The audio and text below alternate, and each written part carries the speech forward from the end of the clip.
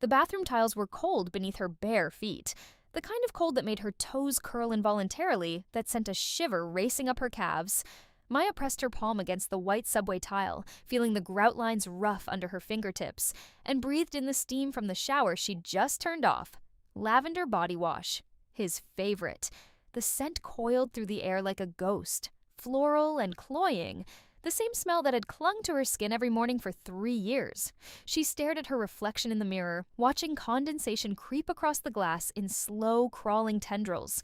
28 years old, dark circles under her eyes that no concealer could quite hide, a small scar on her collarbone from when she'd slipped on these same tiles, rushing to answer his phone call 2 years ago. Or was it 2 years from now? Oh, the thought made her grip the edge of the sink. Don't think about it. Not yet. She reached for her toothbrush, but her hand froze halfway. Blue bristles, angled head, the same brand she'd used before in that other life, the life that had ended with her lying on a different bathroom floor, in a different apartment, staring at a different ceiling while her pulse grew fainter and fainter, and the pill bottle rolled across the marble, empty. Maya's breath caught. No, stop! She grabbed the toothbrush so hard the plastic creaked, squeezed mint toothpaste onto the bristles, brushed her teeth with mechanical precision, counting to 30 for each quadrant, just like the dentist recommended. The familiar rhythm steadied her, brought her back into her body, into this moment, this bathroom. This second chance she didn't understand and couldn't explain. Through the door, she could hear him moving around the kitchen, the clink of a spoon against ceramic, the hiss of the coffee machine.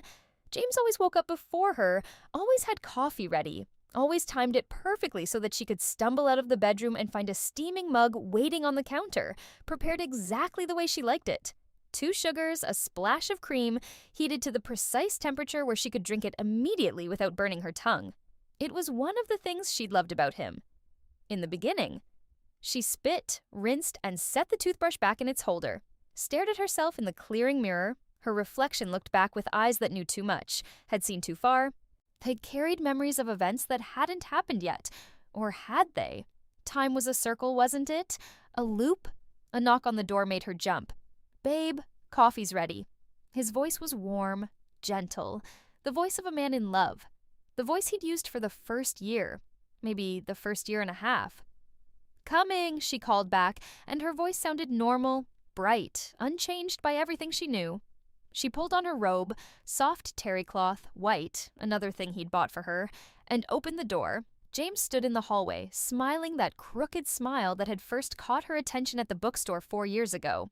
Tall, lean, with sandy brown hair that fell across his forehead in a way that made him look boyish despite being 32.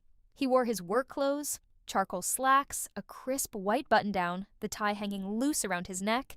He unknotted, waiting for her to tie it. She always tied his ties. "Morning, beautiful," he said, and leaned in to kiss her forehead. Maya let him, felt the press of his lips against her skin, counted to 3 in her head before stepping back. "Morning," she replied, moving past him toward the kitchen. The apartment was modest, 1 bedroom and open-plan living area that flowed into the kitchen, large windows that looked out over the city. They were on the 14th floor, high enough that the traffic noise from the street below was muted, distant, like the ocean heard through a shell. The morning light slanted through the windows in golden bars, catching dust motes that drifted lazy and unconcerned through the air. Her mug sat on the counter, exactly where she knew it would be. Blue ceramic with a chip on the handle. She'd dropped it once, and James had superglued it back together. "Good as new," he'd said, though it never quite sat right in her hand after that. She lifted the mug and sipped. Perfect temperature. Perfect sweetness. "I was thinking," James said, moving to the coffee machine to pour his own cup. Black, no sugar. "Maybe we could have dinner at Marcello's tonight? Celebrate?" Maya's hand tightened on the mug. "Celebrate what?" He turned, eyebrows raised, that expression of amused surprise he wore when he thought she was being deliberately obtuse. "Us, Maya. Celebrate us. You moving back in, getting past all the—" He waved a hand vaguely. "The rough patch." Rough patch? As if it were a temporary inconvenience. A detour, not a 3-year descent into a hell so subtle she hadn't recognized it until she was buried too deep to claw her way out. She made herself smile. "Marcello sounds perfect." "Yeah?" His whole face lit up. God, he was good at this. at seeming genuine, at making every moment feel like the most important thing in his world. I'll make a reservation for 7. Wear that dress I like. The green one. The green dress. The one with the high neck and the hem that fell just below her knees. The one that covered everything. The one he'd bought for her after she'd worn a sundress to brunch with his parents, and he'd spent the entire car ride home explaining in that patient, reasonable voice how she'd embarrassed him, how his mother had been uncomfortable, how she needed to be more aware of how she presented herself. She'd stopped wearing sundresses after that. The green one, she agreed and took another sip of coffee. James checked his watch. A Rolex. So inherited from his father, worn but expensive, the kind of thing that whispered wealth without shouting it. I should head out soon. Big presentation at 10. He crossed the kitchen to where she stood, slid his arms around her waist, pulled her close. She could smell his cologne, cedar and bergamot, the scent of it so familiar it made her stomach turn. I'm really glad you're here, Maya. Really glad you gave me another chance. I know I messed up, but I'm going to make it right this time. I promise. His promises had always sounded so sincere. She set down her coffee mug and reached up to knot his tie. Her fingers moved automatically, the muscle memory so ingrained she could do it with her eyes closed. Loop, cross, tuck, pull. The silk slid smooth between her fingers. She straightened the knot, smoothed down the fabric. May let her hands rest briefly on his chest. I know you will, she said, and meant something entirely different than he thought. He kissed her then, soft and sweet. The kind of kiss that tasted like promises, like futures, like lies. I'll text you later, he said, grabbing his briefcase from beside the door. Love you. Love you too. The door clicked shut behind him. Maya stood in the kitchen, listening to his footsteps recede down the hallway, waiting for the distant ding of the elevator. When silence settled back over the apartment, she finally allowed herself to breathe. She walked to the window and looked out over the city. September sunlight painted the buildings in shades of amber and rose. Somewhere down there, people were living their lives, going to work, buying coffee, making plans, fighting with lovers, making up with lovers, existing in the beautiful, terrible muddle of their first and only lives. Maya was on her second. She didn't know how, didn't know why. All she knew was that 3 days ago, she'd been 41 years old, lying on cold bathroom tiles in a penthouse apartment in the Upper East Side, surrounded by empty pill bottles and emptier promises, while her heart forgot how to beat. She'd felt the life drain out of her like water circling a drain, slow and inevitable and almost peaceful at the end. And then she'd woken up here, in this apartment, in this body, 13 years younger. 3 days after she and James had broken up the first time, when he'd shown up at her door with flowers and tears and that voice that could make anything sound reasonable, begging for another chance. The first time, she'd said yes because she loved him. This time, she'd said yes because she knew what he would become, what he would do, how he would chip away at her piece by piece until there was nothing left but a hollow woman who smiled at parties and lied to her therapist and swallowed pills on a Tuesday morning because it seemed easier than living another day. This time, she had a plan. Maya turned from the window and surveyed the apartment. His apartment, technically. The lease was in his name. But over the past 3 days, she'd moved her things back in, box by box, smile by smile, her books on the shelf, her clothes in the closet, her name on the mailbox. She pulled out her phone and opened her notes app, scrolled past grocery lists and meeting reminders to the entry she'd created that first morning when she'd woken up gasping in her old apartment, young again, alive again. Weighed terrified and determined in equal measure. The plan, she'd titled it simply, Phase 1, move back in Phase 2. Establish residency Phase 3. Change the locks. Phase 4, legal documentation Phase 5. Leave.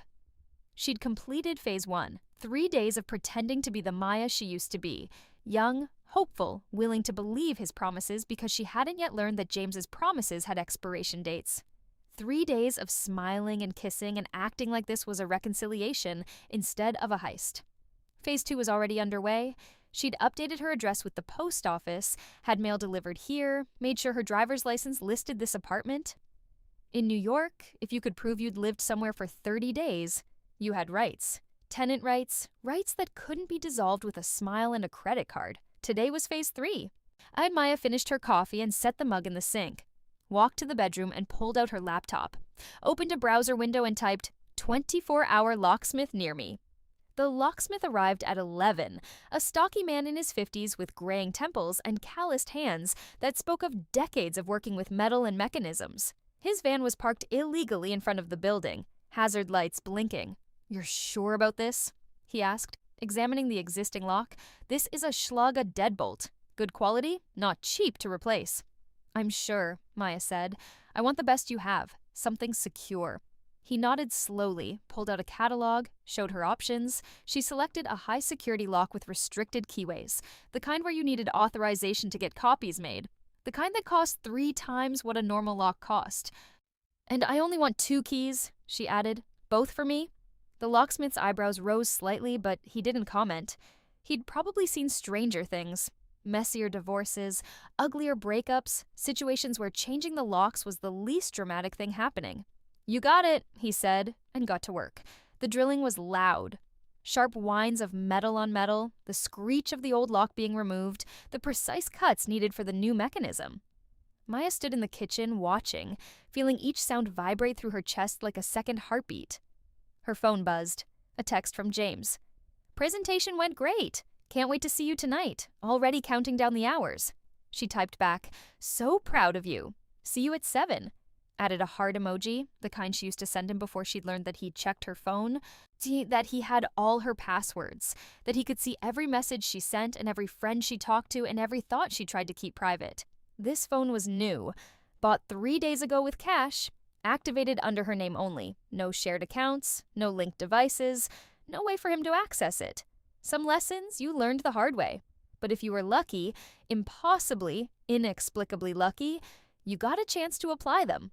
The locksmith finished in 45 minutes, showed her how the new lock worked, demonstrated the key, handed her both copies in a small manila envelope. "That'll be $450, he said. Maya paid in cash. Another lesson learned. Credit cards left trails. James had always been so helpful with money, so generous, offering to put her expenses on his cards to help her build credit. It had taken her years to realize that help had been chains. "Thank you," she said, and meant it more than the locksmith could possibly know. After he left, she stood in front of the door, testing the lock. Key in, turn, click. Key out, turn, click. Smooth and solid and utterly final. Phase 3, complete. She spent the afternoon preparing. Went to the bank, opened a new account at a different institution, transferred her savings, what little she'd managed to save in this younger life. Went to the post office, rented a P.O. box, filled out change of address forms to redirect her mail starting next week, went to a storage facility in Brooklyn, rented a unit, paid for 3 months in advance. By the time she returned to the apartment, it was 5:30. 2.5 hours until James came home. Maya stood in the bedroom, looking at her clothes hanging in the closet next to his, her books mixed with his on the shelves, her toothbrush in the bathroom, her coffee mug in the kitchen, all the small markers of a life shared and intertwined. In another timeline, she'd lived here for 3 years, had watched as James slowly, methodically isolated her from everyone who might have helped her see what was happening, had felt herself shrinking, dimming, becoming smaller and quieter and more accommodating until she barely recognized herself, had married him eventually, a beautiful wedding at his parents' estate in Connecticut, white roses and string quartets, and 200 guests who'd raised glasses to toast their happiness, had moved to the Upper East Side, to a penthouse that felt more like a museum than a home, full of furniture she hadn't chosen and art she didn't understand, and rules about how to be the right kind of wife for a man like James. Had tried to leave once. When she was 35, had packed a bag, made it as far as the door before he'd found her, and oh, the tears he'd cried, the promises he'd made, the way he'd convinced her that she was overreacting, that marriage was hard, that everyone went through rough patches, that she was being dramatic and selfish and cruel to throw away everything they'd built over some perceived issues that existed only in her head. She'd stayed. Of course she'd stayed. Because by then, she'd believed him. Believed that the problem was her, not him. That she was too sensitive, too emotional, too difficult to love. Had spent 6 more years in that penthouse, taking pills for anxiety and depression and insomnia, seeing a therapist James had chosen who told her she needed to work on her communication skills and her unrealistic expectations. Had stopped seeing her friends, stopped calling her family, Stopped doing anything that might upset the delicate balance of keeping James happy. Had woken up one Tuesday, looked at herself in the mirror, and realized she didn't want to do it anymore. Any of it. Living, pretending, smiling through another charity gala where James would introduce her as my better half while his hand rested possessively on her lower back. The pills had been easier than she'd expected. Quiet, no mess, just a gradual dimming like a light bulb slowly losing power. And then, light. Brightness. The shock of being alive again. Young again, standing in her old apartment, her phone buzzing with messages from James begging her to reconsider, to give him another chance, promising he'd change, promising he'd be better, promising everything. Maya pulled herself back to the present. Checked the time, 6 o'clock. She needed to get ready for dinner. She showered again, washing away the day, and wrapped herself in a towel. Stood in front of the closet, looking at the green dress hanging there like a ghost of who she used to be. She pulled it out, held it up. The fabric was soft, expensive. James never bought cheap things. The neckline hit just at her collarbone, the sleeves came to her elbows, the skirt fell demurely below her knees. A dress designed to hide, to protect, to keep her safe from the judgment of people whose opinions mattered to James more than her comfort. Maya hung it back up and reached for something else. A red dress, sleeveless, with a hemline that stopped mid-thigh. Something she'd owned before James. Before she'd learned to dress for his approval, something she'd packed away in a box and forgotten about until 3 days ago, when she'd been moving her things back in and had found it folded at the bottom of her suitcase, a reminder of who she used to be. She put it on. The fabric clung to her curves, vibrant against her skin. She looked at herself in the mirror and barely recognized the woman looking back. This Maya was bold, visible, unafraid. This Maya was done hiding. She did her makeup, red lips to match the dress, dark eyeliner that made her eyes look fierce, left her hair down instead of pulling it back into the neat ponytail James preferred. Slipped on heels that added 3 inches to her height. When she was finished, she looked like someone James would have been attracted to at the beginning, before he'd started the slow work of remaking her into someone more acceptable. Her phone buzzed at 6:45. Leaving the office now. Be there in 15? Can't wait to see you. Maya picked up her purse, a small clutch just big enough for her phone, wallet, and keys. The new keys. She slipped them into the inner pocket, zipped it shut. 15 minutes? Enough time? She walked through the apartment one last time, checking. Her laptop was in her bag. Her important documents, passport, birth certificate, social security card, were already in the storage unit in Brooklyn. Her clothes would stay for now. She'd retrieve them later, when she had time and space and didn't need to rush. Everything else, the furniture, the dishes, the decorative objects James had chosen, could stay. She didn't want any of it. The only thing she took was a photograph from the bookshelf. Her and her sister from before James had suggested that maybe Maya was spending too much time with her family, that maybe it was creating distance between them, that maybe she needed to prioritize their relationship. Before the phone calls had dwindled to texts, the text to silence, the silence to a chasm that Maya had convinced herself was normal, necessary, the price of love. She slipped the photo into her purse next to the keys. At 6:58, she heard footsteps in the hallway, the sound of someone approaching the door, the jingle of keys. James's key slid into the lock, turned, stopped, turned again, stopped. Maya, his voice came through the door, confused. Did you put the chain on? She walked to the door, stood on the other side, her heart pounding so hard she could feel it in her throat. No, she called back, no chain. The lock's not working. Can you open it from inside? No. A pause, longer this time. What do you mean, no? I mean, the lock works fine, James. I changed it. Silence.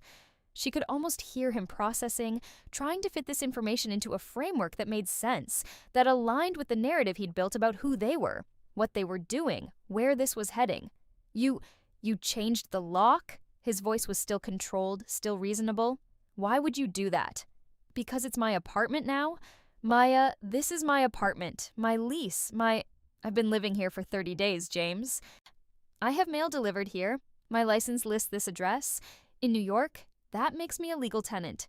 You can't just kick me out. She heard him try the lock again, harder this time, frustrated. Maya, open the door. This is ridiculous. We can talk about this. We don't need to talk about it. Maya. His voice rose slightly, the first crack in the facade. Open the fucking door. She flinched, old instinct, old fear, then steadied herself. He couldn't reach her, couldn't touch her, couldn't use his voice and his presence and his perfect logic to convince her that up was down and she was crazy for thinking otherwise. No, she said, and the word felt like power. You can't do this. This is insane. You moved back in. You said you wanted to work things out. We have dinner reservations. I know. You know? She heard him take a breath, forcing calm.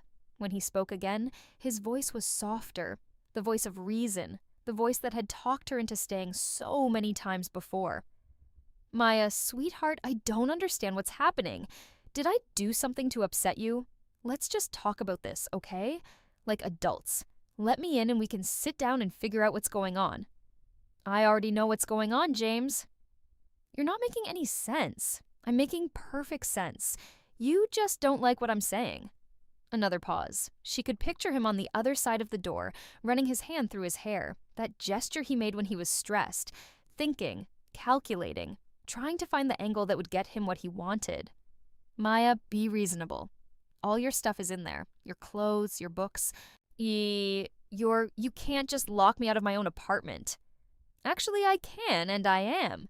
This is theft. No, it's me exercising my tenant rights. You want me out? File an eviction. But that takes months, James. Months of court dates and paperwork and judges asking why you'd want to evict your girlfriend who's been living here legally. Months of people asking questions about our relationship. About why I'd changed the locks. About what you might have done to make me feel unsafe. She heard his breathing change. Faster. Harder. I would never hurt you, Maya. You know that. Do I? Yes. Jesus Christ, what kind of person do you think I am? The kind who made her feel small, the kind who isolated her from everyone who loved her, the kind who controlled what she wore and who she saw and how she spent her time. The kind who was so good at making it all seem like love that she'd believed it for years. The kind who would eventually drive her to a bathroom floor with a bottle of pills. But she didn't say any of that, because James would have explanations for all of it. He always did, reasonable explanations that made her doubt her own reality. I think you should go, she said instead. Go where? This is my home. Find a hotel. Figure it out. You're a resourceful guy. Maya, if you don't leave in the next 5 minutes, I'm calling the police and telling them there's a man outside my door who won't leave. A man who's making me feel unsafe. You wouldn't?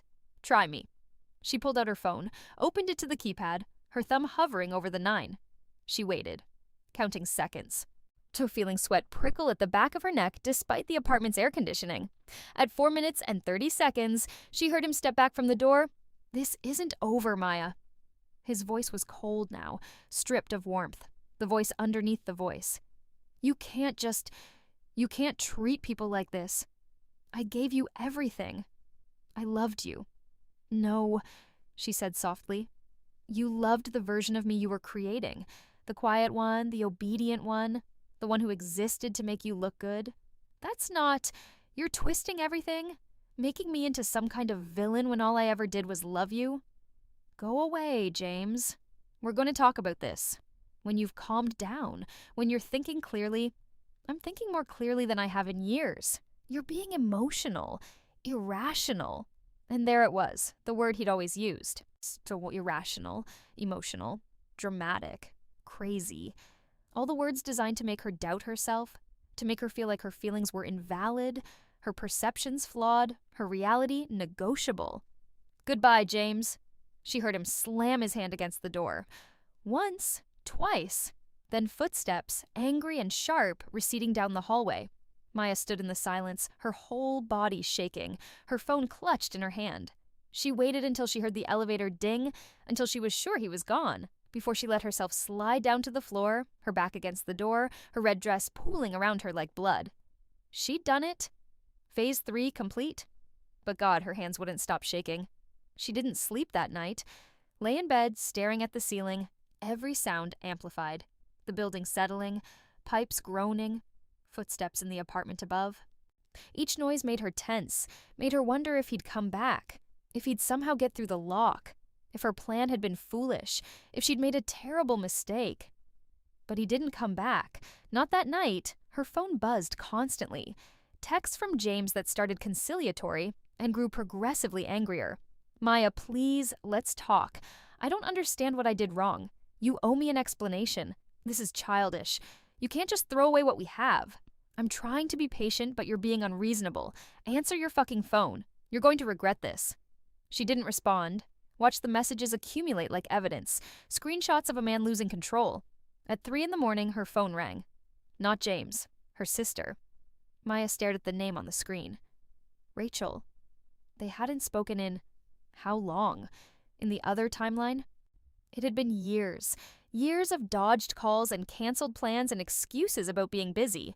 About James needing her. About how it was complicated. You wouldn't understand. Her thumb hovered over the answer button. What would she even say? She answered. Maya? Rachel's voice was thick with sleep and concern. Are you okay? I got this weird feeling. I know it's late. I'm sorry, but are you okay? And just like that, Maya was crying. Great, gulping sobs that came from somewhere deep and broken. The kind of crying she hadn't allowed herself in years because James didn't like it when she was emotional, because it made him uncomfortable, because she'd learned to swallow everything down until she forgot how to feel it. I'm okay, she managed between sobs. I'm better than okay. Rachel, I did something. Oh, something I should have done a long time ago. What happened? Where are you? Do you need me to come get you?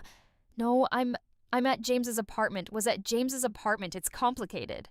Did he hurt you? Rachel's voice went sharp, protective. Maya, did he? No, not the way you mean, but yes, he hurt me. She took a shaky breath. But I'm out now. I changed the locks. I'm keeping the apartment. He can't get to me anymore. A pause.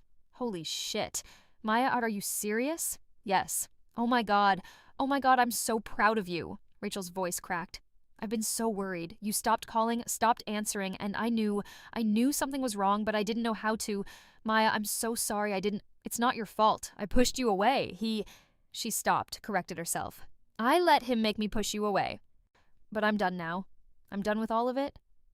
They talked until the sky started to lighten, until the city began to wake around them. Rachel made her promise to stay in touch, to call if she needed anything, to let her help in any way she could. Made her promise to come to dinner next week, to meet her kids, to be part of the family again.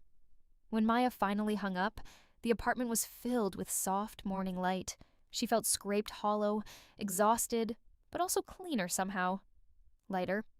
She got up, made coffee, stood at the window watching the city come alive. People headed to work, to school, to their lives. Normal people living normal days, unaware that somewhere on the 14th floor of a building in Midtown, a woman was standing in an apartment she'd stolen from her ex-boyfriend with a second chance she couldn't explain. Her phone buzzed. Another text from James. I'm coming by at noon. We need to talk about this. Maya typed back. No. You can't keep me out of my own apartment. Watch me. Maya, I'm not playing games. I'll call the police. Go ahead. I'm a legal tenant. I have rights. You show up here, you're trespassing. The typing indicator appeared, disappeared, appeared again. Finally, you're making a huge mistake. She didn't respond, turned off her phone, took her coffee back to bed and slept for the first time in 13 years without the weight of James's expectations pressing down on her chest.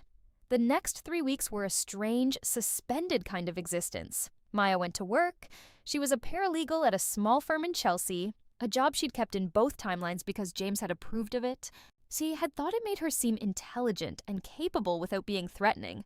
She moved through her days in a haze of hypervigilance, always watching for James, always expecting him to appear. He sent lawyers. Of course he did. Men in expensive suits who explained politely that Mr. Sterling was willing to overlook this unfortunate incident if Miss Chen would simply vacate the premises and return his property. Maya met with them in the building's lobby, refused to let them up, showed them her lease documentation, her mail, her driver's license, showed them the texts from James, the messages that started loving and ended threatening, showed them her tenant rights, cited the laws she'd spent hours researching. The lawyers went away, came back with new offers. James would pay for her to move. You would give her 3 months' rent for a new place. 6 months. Would forget this whole thing happened if she'd just be reasonable. Maya said no to all of it, because it wasn't about the apartment. It had never been about the apartment. It was about the fact that for the first time in 2 lifetimes, she'd drawn a line and refused to let him cross it. It was about proving to herself that she could. James tried other approaches, showed up at her work, all charm and confusion, asking her colleagues if they'd seen how stressed she'd been lately, wondering if maybe she needed help. Maybe she wasn't thinking clearly. Maya's boss, a sharp-eyed woman named Diane who'd been through her own messy divorce, took one look at the situation and banned James from the building. He sent flowers, letters, gifts, all returned unopened. He tried showing up at the apartment door again, but Maya had installed a camera in the hallway, visible and obvious. The first time he appeared, she called the police. They didn't arrest him. He was too smooth for that, too good at explaining that this was all just a misunderstanding, that he was worried about his girlfriend, that he just wanted to talk. But they did make him leave. And the second time she called, they were less patient. By the third time, they suggested he might want to consider that his continued presence could be considered harassment. He stopped coming to the door after that. But Maya knew he wasn't done. Men like James didn't give up just because the first approach didn't work. They adapted. They found new angles. They waited for the moment you let your guard down. She didn't let her guard down. A month after she'd changed the locks, Rachel came to visit. Brought her kids. 2 boys, 8 and 10, loud and energetic and wonderful. They tore through the apartment like small tornadoes, asking questions about everything, touching everything, filling the space with life in a way it had never been filled when James lived there. They're a handful, Rachel said apologetically, but she was smiling. They're perfect, Maya said, and meant it. Over takeout Thai food, while the boys were absorbed in a video game in the living room, Rachel asked the question Maya had been expecting. So what now? What do you mean? I mean, you've got the apartment. You've got your freedom. What are you going to do with it? Maya pushed pad thai around her plate, considering. In her first life, she'd never gotten this far. Never managed to leave. He never found the strength or the clarity or the sheer stubborn determination to say no and mean it. I don't know, she admitted. I've been so focused on getting out that I didn't really think about what comes after. Well, you've got time to figure it out now. Rachel reached across the table, squeezed her hand. Whatever you want to do, wherever you want to go, you can do it now. You're free. Free. The word hung in the air like a promise, like a challenge. That night, after Rachel and the boys left, Maya sat at the kitchen table with her laptop and a notebook. Started making lists. Not plans for escaping or surviving, but plans for living. Things she'd wanted to do before James, before she'd learned to want only what he wanted, to dream only the dreams he approved of. Travel. She'd always wanted to see Japan. Oh, to walk through temples and cherry blossom gardens. James had promised they'd go. Someday, when he had time, when work calmed down, when it was convenient. Someday that never came. Art, she'd painted once. Watercolors mostly. Nothing professional. Just for the joy of it, James had suggested that maybe she was too old to be playing with paints, that maybe she should focus on more practical hobbies. She'd put away her brushes and never taken them out again. People. She'd had friends before, good friends, close friends, friends who'd slowly drifted away as she'd canceled plans and stopped responding to texts and become someone who was always busy, always unavailable, always with James. She could have those things now, could reach for them. Could build a life that was hers and hers alone. The thought was terrifying, exhilarating. She was still making lists when her phone rang. Unknown number. She almost didn't answer, but something, instinct, curiosity, some remnant of her old people-pleasing self that couldn't stand to let a call go to voicemail, made her pick up. Hello? Miss Chen, this is Detective Sarah Martinez with the NYPD. I'm calling about James Sterling. Maya's heart stopped. What about him? We have him in custody. He was arrested this evening for breaking and entering. Your building super caught him trying to jimmy the lock on apartment 14C. Your apartment. He's being charged with criminal trespass and attempted burglary. The world tilted. Maya gripped the edge of the table. Is he still there? No, ma'am. He's been taken to the precinct. I'm calling to inform you of the situation and to ask if you'd like to press charges. Yes. The word came out immediately, no hesitation. Yes, I want to press charges. I'll make a note of that. You'll need to come down to the station to give a statement. Would tomorrow work for you? Tomorrow's fine. Thank you for calling. Of course. And Miss Chen, make sure your locks are secure. Change them again if you need to. Men like this, they don't always stop after one arrest. Men like this, as if there were a category, a type, a recognizable pattern, as if she wasn't the only one, as if James's charm and reasonableness and perfect surface were things the detective had seen before, in other men, in other situations. It should have been comforting. Instead, it made Maya feel sick. After she hung up, she sat in the dark apartment, listening to the city sounds filtering up from below. Traffic, sirens, the distant murmur of other people's lives. James had tried to break in, had been so desperate to regain control, so unable to accept that she'd slipped through his fingers, that he'd committed a crime. The man who'd always been so careful, so controlled, so conscious of appearances, reduced to jimmying a lock like a common burglar. The thought should have felt like victory, like vindication. Instead, it just felt sad. Sad for who he might have been if he'd been different. Sad for who she'd been in that other timeline, too scared and too worn down to save herself. She pulled out her phone, scrolled through her contacts, found the number she'd saved 3 weeks ago. The therapist Rachel had recommended, the one who specialized in trauma and abusive relationships.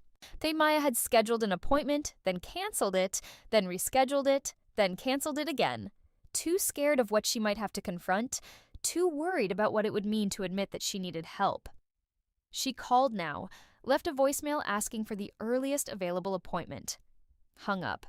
Breathed. Felt something settle in her chest, some knot of tension finally starting to loosen. The trial took 6 months. James fought the charges, of course. Hired expensive lawyers who argued that this was a domestic dispute, that emotions were running high, that their client had simply made a mistake in a moment of stress. They painted Maya as vindictive, unstable, someone who'd manipulated the situation to punish a man who'd only ever loved her. Maya sat through the hearings, listened to herself be dissected and analyzed and pathologized. Listened to James's lawyers suggest that she'd wanted him to break in, that she'd somehow encouraged it, that this was all an elaborate scheme to steal his apartment. But the evidence was clear. The super had seen him. The building had security footage. The lock had fresh tool marks. And Maya had records. Texts, emails, the police reports from every time he'd shown up unwanted. The restraining order she'd filed after the arrest. James was convicted. Not of anything serious. Criminal trespass was a misdemeanor, the kind of thing that usually resulted in a fine and probation. But it was on his record now. A mark, a stain on the perfect surface he'd maintained for so long. The judge also ruled on the apartment. Despite James's lawyer's arguments, despite his lease, despite everything, the judge sided with Maya. Ruled that she had established tenancy, that she had the right to remain, that James would need to go through formal eviction proceedings if he wanted her out, and given the circumstances, given his conviction, given the restraining order, the judge made it clear that such proceedings would be unlikely to succeed. The apartment was hers. James's face, when the verdict was read, was something Maya would remember forever. Not angry, though there was anger there, simmering beneath, but bewildered. Genuinely confused, as if he couldn't comprehend a world where his charm and his money and his confidence didn't get him what he wanted, as if he couldn't understand that Maya had stopped being someone who could be convinced, persuaded, manipulated into giving him what he wanted. After the trial, Maya didn't see him again. Heard through mutual acquaintances that he'd moved to Boston, taken a job there, started over, heard that he was dating someone new, a young associate at his firm. Someone who probably didn't know about the conviction, about the restraining order, about the woman who'd changed the locks and refused to be moved. Maya hoped the new woman would be luckier than she'd been, but she didn't reach out. Didn't warn her. Because what would she say? How do you tell someone that the charming man they're falling in love with is the kind who will slowly, methodically take them apart? They never believe you, not until they've lived it themselves. Some lessons can only be learned the hard way. 2 years after she changed the locks, Maya stood in the same apartment. But it didn't look anything like it had when James lived there. The furniture was different, pieces she'd chosen herself, bright colors and comfortable shapes, things that felt like home rather than showroom. The walls were covered in paintings, some bought from local artists, some her own work, watercolors and acrylics that ranged from decent to terrible, but were hers regardless. The bookshelves were full of books she'd actually read, wanted to read, Books on art and travel and psychology and fiction. No more leather-bound classics chosen because they looked impressive to visitors. The kitchen smelled like ginger and garlic. She was making dinner, experimenting with a recipe she'd found online. Rachel and the boys were coming over. Maybe some friends from her painting class, if they were free. The apartment was warm and messy and lived in and entirely, completely hers. Her phone buzzed, a message from her therapist confirming their appointment for next week. Maya had been seeing Dr. Patterson for 2 years now, working through everything that had happened, learning to recognize the patterns, to understand how she'd gotten to that bathroom floor in a timeline that no longer existed, learning to forgive herself for the choices she'd made when she didn't know any better. The therapy was hard. Some days it felt like she was pulling out splinters one by one, each one painful, each one necessary. But she was healing. Slowly. Imperfectly, but healing nonetheless. The door buzzed. Rachel, right on time. Maya hit the intercom, unlocked the building door, listened to footsteps on the stairs. You opened her apartment door before Rachel could knock. Something smells amazing, Rachel said, pulling her into a hug. The boys tumbled in behind her, already heading for the video games. It's an experiment. No guarantees it's edible. With you cooking, it'll be great. Rachel followed her into the kitchen, accepted a glass of wine. So, I have news. Good news or bad news? Good news. Great news, actually. David got the promotion. We're moving to the city. Maya stopped stirring, turned to face her sister. Seriously? Seriously. Brooklyn, probably. We want the boys to stay in their school, but close enough that we can actually see each other more than once a month. Rachel, that's incredible. Maya felt tears prick her eyes, sudden and unexpected. I've missed you. All of you. We've missed you too. Rachel's expression grew serious. You know, I've been thinking about what you went through, what you did changing those locks, how brave that was. Maya shook her head. It wasn't brave. It was just necessary. Survival. Same thing sometimes. Rachel sipped her wine, looked around the apartment. You've built a good life here, a real one. I'm proud of you, you know that? I'm proud of me too, Maya said, and realized she meant it. They cooked together, the 4 of them crowding into the kitchen, the boys helping in ways that made everything take twice as long and created 3 times the mess. They ate at the table Maya had bought from a flea market, mismatched chairs and a wobbly leg, but it was hers. They laughed and told stories, and the boys showed her drawings they'd made at school. Later, after Rachel and the boys left, after Maya had cleaned up and put away the leftovers and wiped down the counters, she stood at the window again. Same view, same city, same 14th floor apartment. But everything was different. She thought about James sometimes, wondered if he'd changed, if he'd learned anything, if he was treating his new girlfriend better than he'd treated her. Doubted it mostly. Men like that rarely changed. They just found new victims, started the cycle over. But that wasn't her problem anymore. Wasn't her responsibility. She'd saved herself, or been given the chance to save herself, by whatever cosmic accident had sent her back. She couldn't save anyone else. Could only hope they'd find their own strength when they needed it. She thought about the other Maya, the one who'd swallowed those pills. Who'd decided that not existing was easier than existing in pain. Wondered if that version of her was truly gone, erased by this new timeline, or if she still existed somewhere, a ghost haunting a different dimension. I'm sorry, she thought, not sure who she was apologizing to. I'm sorry you didn't make it out. I'm sorry I didn't save you sooner. But she'd saved herself this time, had changed the locks, literal and metaphorical, had built a life she could stand to live in, had learned to recognize love from control, support from manipulation, care from possession. Her phone buzzed again. A text from a number she didn't recognize at first, then remembered. Michael, from her painting class. They'd been talking more lately, had gone for coffee a few times. Nothing serious, nothing pressured. Just easy conversation and genuine interest and the kind of attention that felt like sunlight instead of a spotlight. Great seeing you today. Want to check out that gallery opening next week? Maya looked at the message for a long moment, felt the old fear rise up. What if he turned out like James? What if she couldn't tell the difference? What if she made the same mistakes again? But then she remembered. She'd survived the worst already, had died and come back and fought her way free, had learned to trust herself, to listen to her instincts, to leave at the first red flag instead of waiting until she was drowning. She wasn't the same woman who'd fallen for James's charm, wasn't the same woman who'd mistaken control for love. She was someone different now, someone stronger, someone who'd changed the locks. She typed back, "Sounds great." "See you there." Hit send. Turned off the lights and went to bed in an apartment that was hers, in a life that was hers, in a future she was writing one choice at a time. The lock stayed changed, the door stayed closed, and Maya finally was free. 3 years after that, Maya stood in a different apartment, not the one she'd fought for, though she still owned it. She rented it out now, used the income to fund her art. This apartment was in Brooklyn, closer to Rachel, a top-floor walk-up with skylights and exposed brick, and enough space for a proper studio. The walls were covered in her paintings.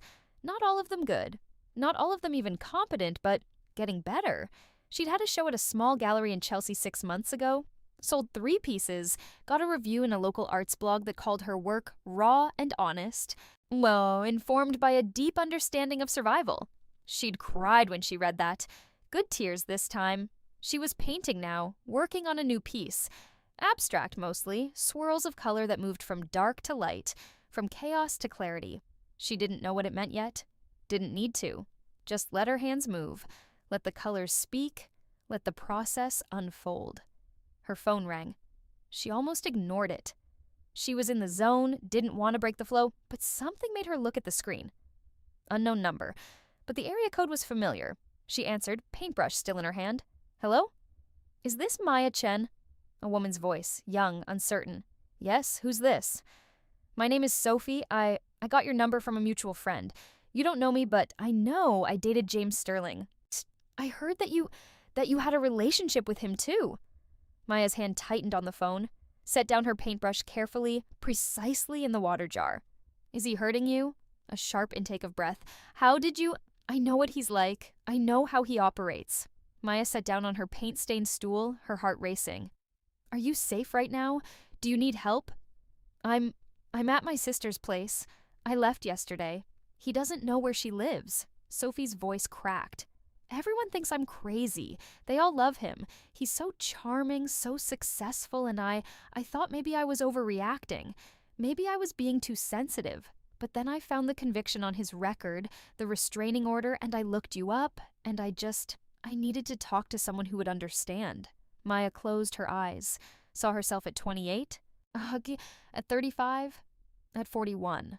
Saw all the versions of herself who hadn't known, hadn't understood, hadn't been able to see what was happening until it was too late. "You're not crazy," she said firmly. "You're not overreacting. Whatever you're feeling, whatever you saw, it's real. Trust yourself." "He says I'm imagining things, that I'm paranoid." "That's what he does. That's what men like him do. They make you doubt yourself until you can't trust your own perceptions." Sophie was crying now, soft sounds over the phone. "I don't know what to do. I don't know how to. I loved him. Part of me still does. Part of me wants to go back, wants to believe him when he says he'll change." "He won't change," Maya said gently. "He'll promise he will. He'll cry, he'll apologize, he'll do everything right for a while, and then it'll start again. Maybe slower, maybe more subtly, but it'll start again." How did you get out?" Maya looked around her studio. At the paintings on the walls, the life she'd built, the freedom she'd fought for. Thought about changing the locks. About standing on the other side of that door and saying no. About all the days and weeks and months after when she'd had to keep saying no, keep fighting, keep choosing herself over and over again. "I changed the locks," she said, "and I never let him back in." They talked for an hour. Maya gave Sophie the numbers for domestic violence hotlines, recommended her therapist, told her about tenant rights and restraining orders, and all the practical things she'd learned. But more than that, she listened, believed, validated. When they finally hung up, Maya sat in the fading afternoon light, surrounded by her paintings, in the life she'd built from the ruins of the one she'd been given. She didn't know if Sophie would make it out. Didn't know if she'd find the strength to stay away, to resist the pull of James's promises and charm, and the comfortable lie that things could go back to how they were in the beginning. But Maya had told her the truth, had been the voice she'd needed in that other timeline, the one who said, "You're not crazy. Trust yourself. You deserve better." Maybe it would be enough. Maybe it wouldn't. All Maya could do was keep painting, keep living, keep being the proof that it was possible to survive, to escape, to build something beautiful from the wreckage. She picked up her paintbrush again, dipped it in cerulean blue, added another stroke to the canvas, watching light emerge from darkness. The locks had stayed changed, the door had stayed closed, and Maya had stayed free. She painted until the sun set, until the studio was bathed in the golden light of evening, until her back ached and her fingers cramped, and she'd captured something on the canvas that felt true, that felt earned, that felt like hope. Outside, the city hummed with life. Millions of people, millions of stories, millions of locked doors and opened windows and chances taken and chances missed. The world turned, indifferent and beautiful and terrible and full of possibility. Maya cleaned her brushes, organized her paints, covered the canvas to let it dry, made herself dinner, pasta with vegetables from the farmer's market, a recipe she'd invented herself, ate while watching the sunset paint the Brooklyn rooftops in shades of amber and rose. Her phone buzzed. Michael, asking if she wanted to come to a concert next weekend. They'd been dating for a year now, slow and easy, no pressure, no expectations beyond enjoying each other's company. He'd met Rachel and the boys, had painted with her in the studio, had held her on the nights when the nightmares came and she woke up gasping, back in that other timeline, trapped in that other life. He knew about James. About the trial, the restraining order, the whole messy history. She'd told him early, watching his face carefully for signs of judgment or discomfort, or the kind of possessiveness that masqueraded as protectiveness. Instead, he just nodded and said, "Thank you for trusting me with that," and then asked if she wanted more coffee. Maya typed back, "Sounds perfect." And it did. All of it. The concert, the relationship, the life she was living. Not perfect in the fairy tale sense. She still had hard days, still struggled sometimes, still carried scars that would probably never fully heal, but perfect in the sense that it was hers. Chosen, built with intention and care and the hard-won knowledge of what she wanted and what she wouldn't tolerate. That night, she dreamed about the bathroom floor, the cold tiles, the empty bottles, the life draining away. But this time, when she looked up, she saw herself standing in the doorway. Not the dying version, the current version, paint under her fingernails, strength in her spine, keys in her pocket. The standing Maya extended her hand. The dying Maya took it. And somewhere between sleep and waking, between the life that was and the life that is, Maya understood that she'd saved them both. That every choice she'd made, every lock she'd changed, every door she'd closed had been for both versions of herself, the one who'd needed saving and the one who'd done the saving. She woke up in the morning to sunlight streaming through her skylights, to the smell of coffee from the pot she'd set on a timer, to the sound of her phone buzzing with messages from people who loved her, Rachel sending photos of the boys, Michael sharing a meme he thought she'd like, her painting class group chat planning their next session. Maya stretched, smiled, got out of bed, started her day in an apartment she'd chosen, in a life she'd built, with locks that stayed changed and a future that was entirely, beautifully her own. The past was gone, both versions of it. The future was uncertain, as all futures are, but the present was hers. And for the first time in 2 lifetimes, that was enough.